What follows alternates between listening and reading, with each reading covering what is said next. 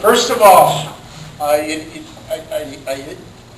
hard thing to talk about, but a good thing to talk about, is to acknowledge the contribution that Russ Krings has made to the entire labor movement in the state of Wisconsin. So please give him a round of applause.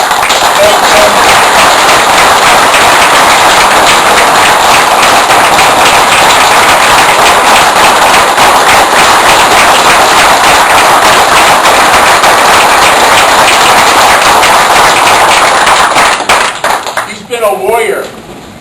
I mean, this guy has heart. This guy is an honest to goodness working man in his heart. He fights. He stands up for the machinists. He stands up for all workers. Every time we've had an issue, and every time we've had a challenge, and yes, in Wisconsin, the labor movement rises to those challenges and steps into those challenges, and we fight, right? Right? Damn right. And right there in the front of it, and right there always supporting us, has been Brother Russ Krings, and I want to acknowledge that. It's with a heavy heart. You know, this is your swan song, whatever you call it. I don't know what the hell you call it. So I should do like Ricky and just be quieter. See, I misspoke, or I can't recall. Anyway, so Scott Walker. You know, there's a lot of speculation, first of all, about what the hell happened to the guy. Flying high in July, down this month, went from, you know, being a leader to 0%. Did he mishandle his finances? Which part of the misspeaking? Was it the wall in Canada, or three sides of every issue, or what exactly was the thing that broke the back and sent them down? Was it the fact that he has crazy eyes? Which I had heard that one before, but I like that. He has crazy eyes, and he got killed at the debates. You know, I don't know exactly what the answer is. I think it's part and parcel of all of that. But I don't think it's real complicated. I think when you wake up in the morning and you're polling at 0, and I like that Walker at 0, it kind of goes together. But I think it doesn't get real complicated about what kind of decisions you make. So he did cut it, and he came back to Wisconsin now, and he said, you know, he's here because he's going to lead by quitting, which is interesting. And he's asking others to follow him by quitting. So that whole message is still very confusing that he has, because I don't know how you lead by quitting, because clearly the labor movement in Wisconsin, we're leading, and we're not quitting no matter what we're up against, right? Right. And I wish I could sit here and tell you, here's what to expect from Scott Walker and Boos and Fitzgerald and what's going to happen. I mean, are they smelling blood? Are they like sharks in the water? Are they going to start fighting among each other? Are they going to veer to the right, veer more moderate? I don't think we know for sure. I don't think anybody knows for sure, and I think that that's the honest answer. But we do know some things. We do know that they've thrown everything almost imaginable at us as a movement, right? You've seen Act 10. They've attacked public employees, their right to bargain, their wages, the whole shot. They've come at the private sector even though they said they weren't going to, and they put in right to work. They've gone after building trades by trying to repeal prevailing wage. They're doing everything they can to reduce wages for workers, to remove rights from people in their community. But yet through it all, we've come together. And we do come together. And we're working. We turned out at this past election. We made sure that, for better or worse, Obama got reelected. We made sure that Tommy Baldwin got put into the Senate. We made sure that our friends in Congress got reelected that we needed to in the state of Wisconsin. We're coming together. We continue to fight. And we know we've got challenges coming up in 2016. No matter who's the president, we know we've got a winner and a champion and a chance to elect Russ Feingold back to the Senate. And that's a good opportunity, and that's a fight worth having, right? Right. At least, I think it is. And with that, let's try to change some of this stuff in the State House. So the attacks have come. They're throwing everything at us. And through it all, we're moving forward. We're moving ahead. I like to talk about the Wisconsin labor movement as a movement that's in transition. Because, you know, we used to be a very service-orientated organization. We'd make sure we'd negotiate contracts, we'd make sure we'd represent people in the grievance procedure, and we'd do the very best we could to take care of our members. And that's why they paid dues. Well, now with the changes, that's not enough.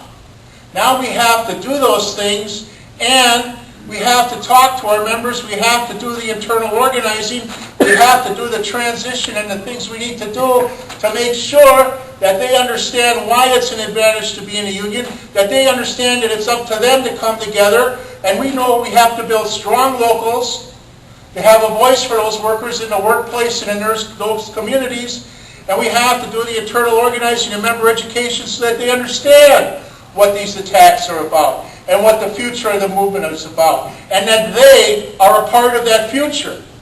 That's what we're doing. And since they've passed right to work and some contracts have expired, I've been checking with locals about what kind of people are, you know, getting out of the union. Where are we with this thing? And I'm happy to say that, you know, as a movement we started early with the right to work readiness in Wisconsin. And we started doing the kind of education and internal organizing that I know so many of you are involved in. And the results has shown the hard work is paying off. The people that have left the union is very, very small because of the work and the internal organizing stuff that you're doing. You're what's building the strong union movement here. You're the center of it. You're the core of it. The members, the stewards, the locals, it's the backbone that moves it. But we're also trying to we're also trying to restructure our movement so we're in a better position regionally and in our communities to provide a voice for workers in the community. So we're working on these regional level efforts. And we know we have to restructure, we know we have to transition because we know that there's unlimited dollars from the Kochs and others, corporations, WMC, what have you. They've changed the laws so they can spend unlimited dollars to try to take your voice away. They've done it through Citizens United.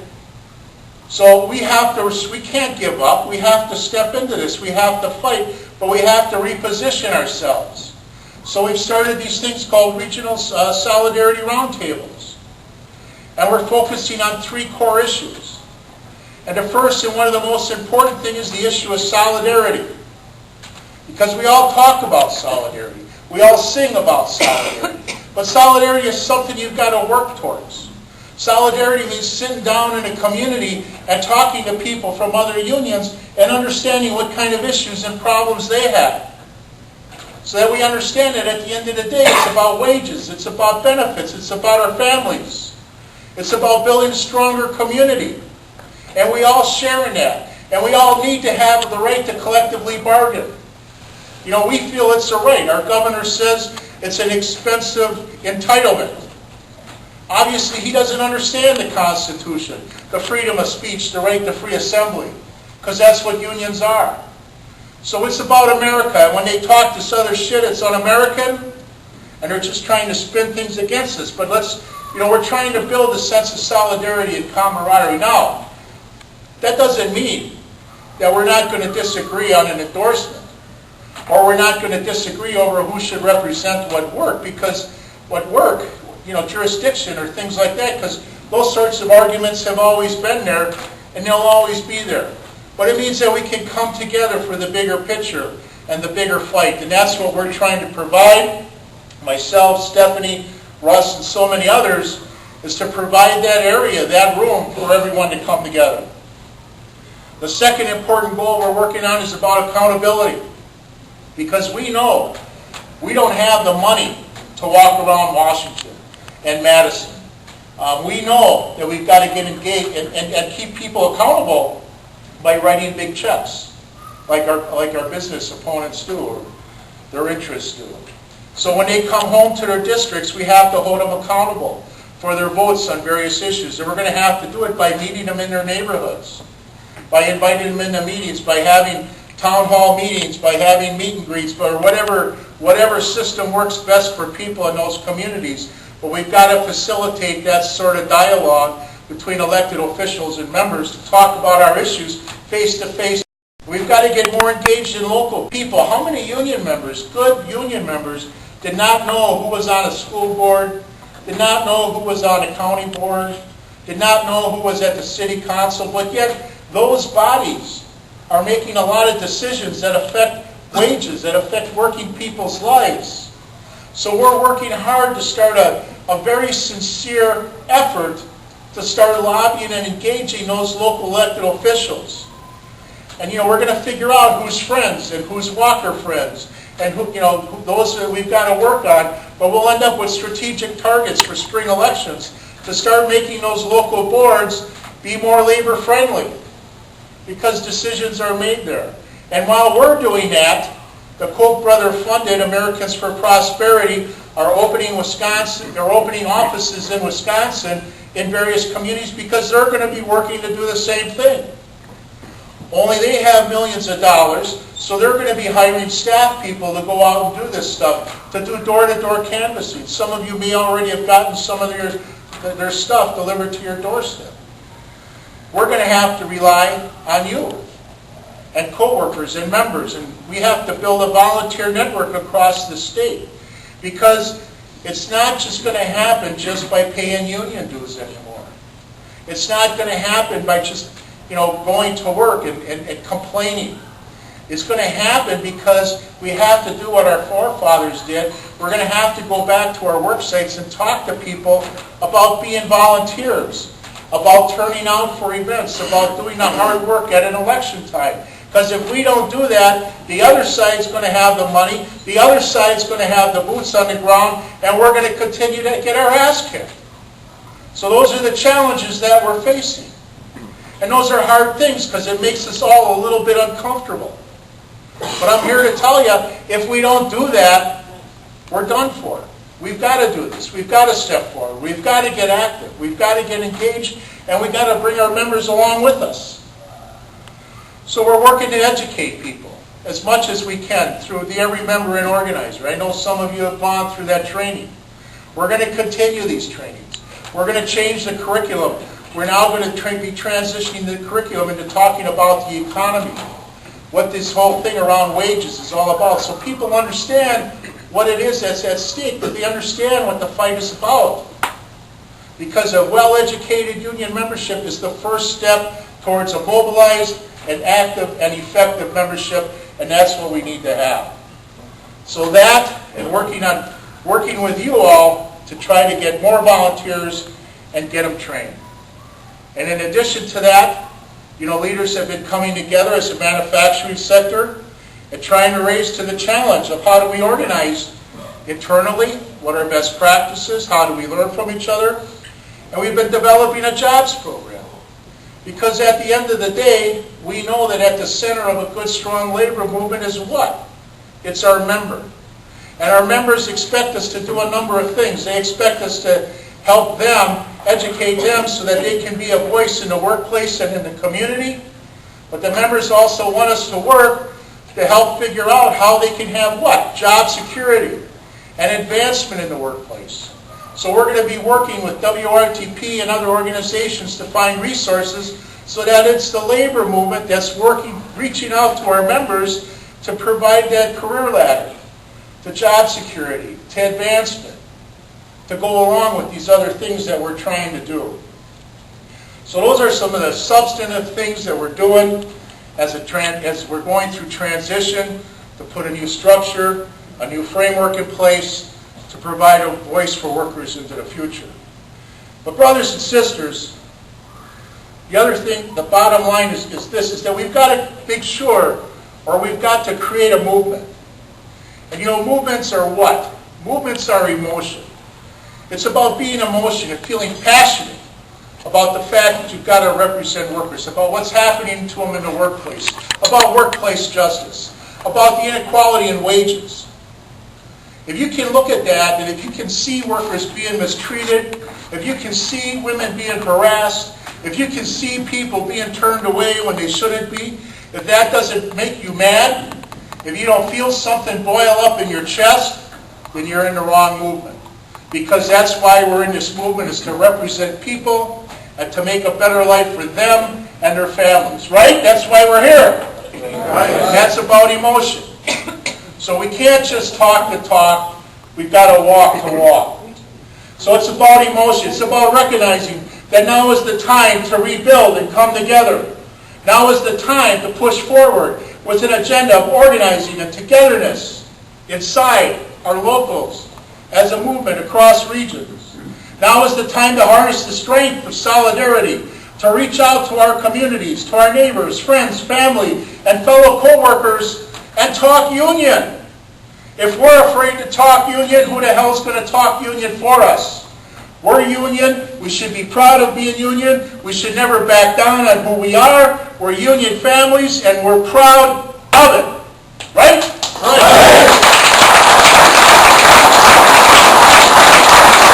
Our based this whole campaign on bashing unions, and it failed. The anti-union message never resonated around this country. It never connected. It never gained traction. In fact, Walker upped the ante. He doubled down on the plans to attack unions, and the next poll showed him down the tubes at 0%. That is not just coincidence. The American people want unions to bring balance to our economy. People understand that unions create a strong middle class, fight for jobs and economic security for all workers. People around the country, people around the state, the polls are showing the tide is turning. In fact, the public perception of unions is rebounding. It's growing in our polls. The latest Gallup poll shows that 6 in every 10, or 60% of people now support unions. That's a turnaround here. That's a turnaround since we've started the fight, and it's because we've been more visible. It's because we've stood up for our rights in these communities. So we've been through a lot since Scott Walker took office, and yeah, we've taken some hits, but the labor movement is born out of struggle and strife. Nothing has ever come easy. We've had to fight the powers to be for every little bit of worker protection and freedom. We've always had to speak up, to join together for our rights. We have to seize on this opportunity, grow this energy and enthusiasm, continue to educate and motivate, mobilize and organize. Now is the time to not get weary, to not give up. It's the time for the economy to work for all working families. Now is the time to rise up, to unite, to join together as one voice, one union movement, united and together for our rights on the job, for the freedom to collectively bargain, for the ability to have good jobs that help us sustain our families. We fight for a brighter day, a better tomorrow, not for ourselves, but for our children, our nieces and nephews, their children and our grandchildren, for our entire communities, so that we can have a fairer, more just world. That is our calling, and that is on our shoulder. We do that so that every working person can come home safe at the end of the workday with a decent wage in their pocket, a wage that puts food on the table and keeps the lights on. We fight to end discrimination and injustices in the workplace. We fight to counter the power of corporate greed. We will work together in solidarity for a better tomorrow, for a future. Together in solidarity, we move forward. Together in solidarity, we build a better Wisconsin, a better America, and a better future for all those who labor. Right? Right. Thank you in solidarity.